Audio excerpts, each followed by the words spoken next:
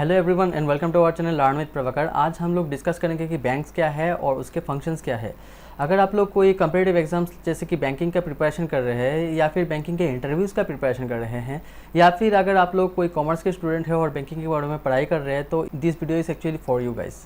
ठीक है, तो पहले चलिए हम लोग देखते हैं बैंक्स क्या होते हैं। देखिए, बैंक एक फाइनेंशियल ऑर्गेनाइजेशन है जिसका काम होता है मेनली डिपॉजिट्स एक्सेप्ट करना लोगों से और उन लोगों को लोन्स एंड एडवांसेस भी प्रोवाइड करना, और वो इस काम के लिए आरबीआई उन बैंक्स को ऑथोराइज कर देता है।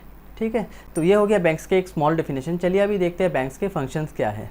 तो बैंक का जो जितना फंक्शन है उन लोगों को हम लोग क्या करेंगे, दो पार्ट में डिवाइड कर देते हैं। पहला पार्ट है प्राइमरी फंक्शन एंड दूसरा पार्ट है सेकेंडरी फंक्शन। ठीक है, तो चलिए अभी देखते हैं बैंक का प्राइमरी फंक्शंस क्या है। तो बैंक का जो पहला प्राइमरी फंक्शंस है वो है लोगों से डिपॉजिट्स एक्सेप्ट करना और लोगों का पैसा जो है उनके खाते में जमा करा देना। ठीक है, और दूसरा प्राइमरी फंक्शन है providing loans in advances to the public. जैसे कि आपको अगर घर बनाना है या फिर अगर आपको कुछ गाड़ी लेना है या फिर अगर आपको कुछ बिज़नेस स्टार्ट करना है और अगर आपके पास पैसा नहीं है तो आप क्या कर सकते हैं, बैंक के पास जाके लोन ले सकते हैं और उस लोन से आप अपना घर खरीद सकते हैं या फिर गाड़ी खरीद सकते हैं या फिर अपना बिजनेस स्टार्ट कर सकते हैं। तो ये भी क्या हो जाता है, बैंक के प्राइमरी फंक्शंस में आ जाता है। ठीक है, तो ये तो हो गया था बैंक का कुछ प्राइमरी फंक्शंस। चलिए अभी देखते हैं बैंक का जो सेकेंडरी फंक्शन है वो क्या है।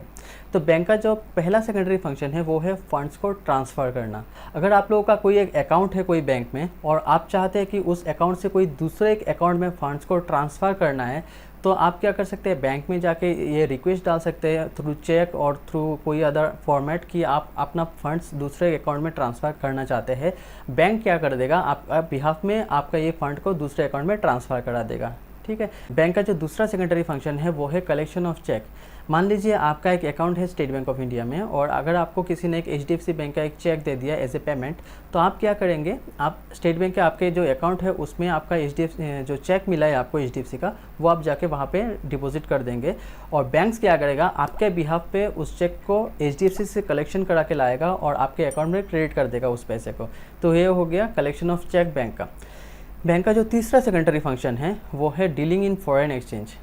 मान लीजिए आपको इंडिया के बाहर घूमने जाना है या फिर कोई एक काम के लिए जाना है और आपको मान लीजिए यूरो चाहिए। मान लीजिए आप यूरोप में जा रहे हैं और आपको यूरो चाहिए, तो आप क्या करेंगे, बैंक्स के पास जाके आपका जो नॉर्मल आईएनआर है मींस इंडियन करेंसी है उसको आप बैंक को दे सकते हैं।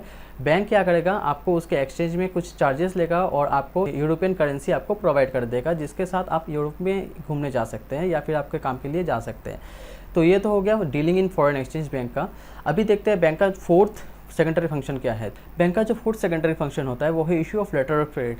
अगर आपको इंडिया के बाहर किसी में एक में बिजनेस करना है तो आपको लेटर ऑफ क्रेडिट चाहिए होता है और वो लेटर ऑफ क्रेडिट बैंक्स आप लोगों को प्रोवाइड करता है। ठीक है, बैंक का जो फिफ्थ सेकेंडरी फंक्शन है वो है ड्राफ्ट इशू करना।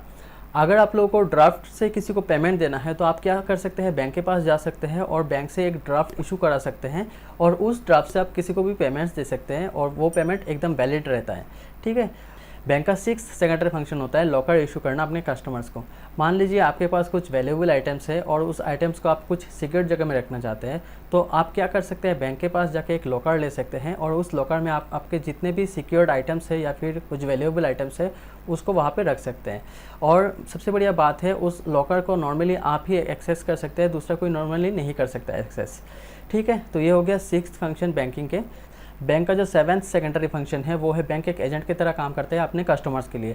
मान लीजिए आपके अकाउंट में कुछ स्टैंडिंग इंस्ट्रक्शन लगाना हो या फिर ऑटो पेमेंट का एक रिक्वेस्ट डालना हो या फिर ऑटो पेमेंट लगाना हो आपके अकाउंट में ताकि कुछ पर्टिकुलर डेट के पर्टिकुलर टाइम में आपके अकाउंट से पैसा डिडक्ट होकर कोई दूसरे जगह में चला जाए, तो आप बैंक में जाके उसके रिक्वेस्ट डाल सकते हैं और बैंक क्या करेगा, आपके बिहाफ पे वो अपने रिक्वेस्ट को आपके अकाउंट के साथ लिंक करा देगा और आपका जो पेमेंट होता है वो ऑटोमेटिकली पे हो जाएगा।